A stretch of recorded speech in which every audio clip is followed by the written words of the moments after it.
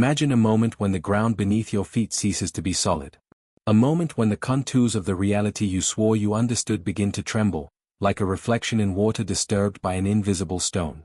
You wake one day to find the aroma of coffee no longer familiar, the routine of work no longer filling the spaces it once occupied, the faces of loved ones carrying nuances you'd never noticed.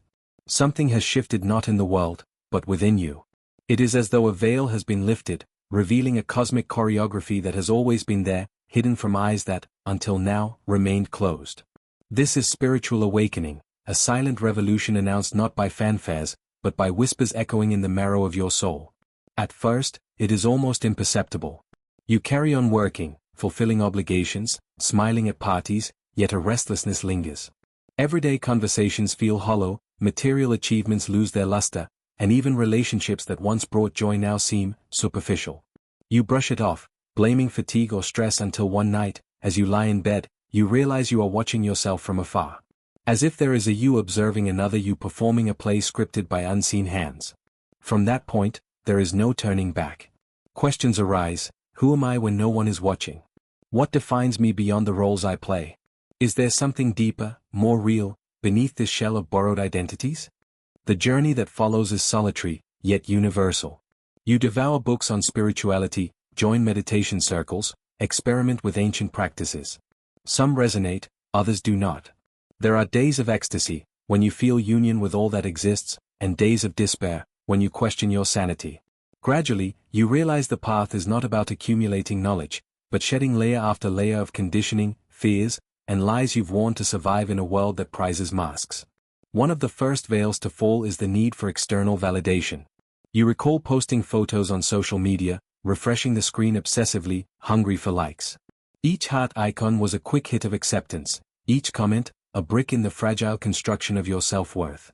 But one day, after deep meditation, you open your phone and laugh. Laugh at the irony of seeking outside what has always been within. From that moment, something breaks. You begin to create not to display, but to express. Others' opinions, once paralyzing, become distant noise. It is not indifference, you simply understand that every critique, every compliment, mirrors the wounds and joys of those who offer them. Your peace no longer depends on applause, it springs from an inner well that does not run dry. As this layer dissolves, another emerges: attachment to material things.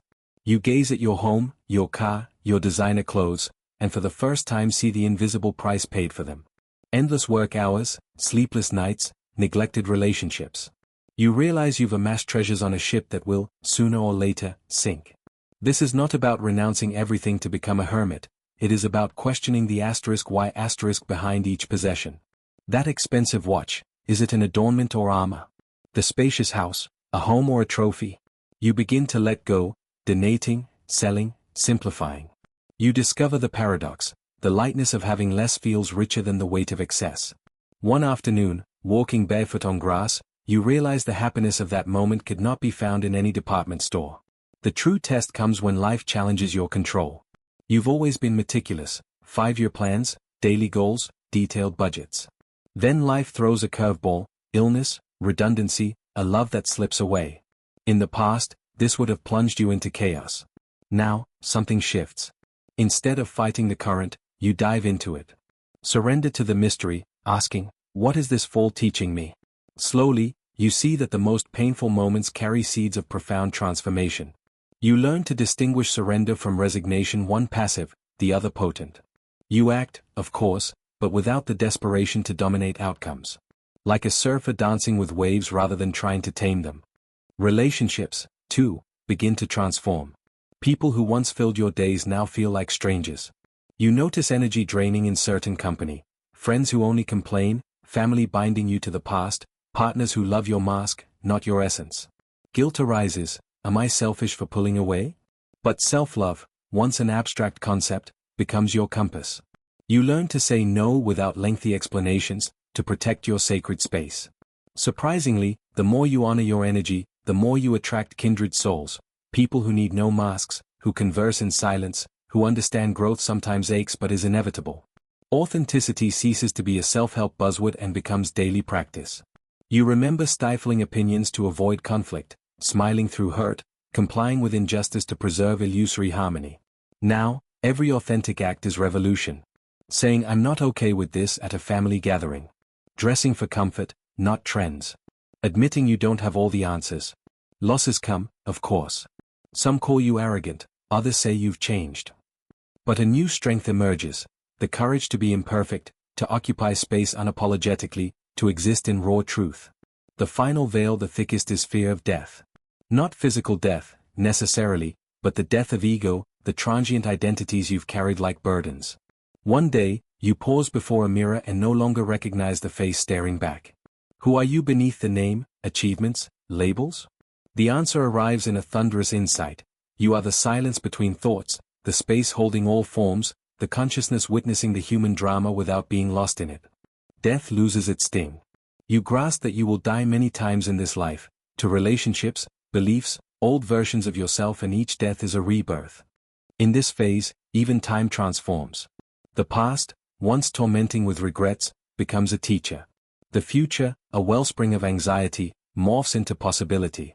And so, the flow of awakening continues not as a straight line, but a river winding through rocks, valleys, and plains.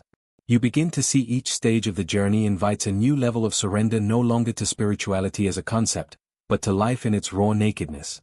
Practices once deemed sacred, meditation, yoga, reading, now blend organically into daily rhythms. Sweeping the floor becomes contemplative dance. Listening to a colleague's repetitive complaints turns into compassion practice. Even chaotic traffic, once a private hell, reveals itself as theater where you observe humanity's complexity. Impatient drivers, children giggling in back seats, elderly crossing the street with fragile resolve. Spirituality, you realize, resides not in secluded retreats but in finding the sacred within the seemingly mundane. At this stage, an unexpected challenge arises, confronting your shadow. You'd assumed that after shedding so many layers, inner demons would vanish. Mistake. They return, cunningly disguised as unlearned lessons. One day, during a trivial argument with a loved one, you shock yourself by shouting words you swore you'd never utter. Anger erupts like a dormant volcano, followed by sharp shame.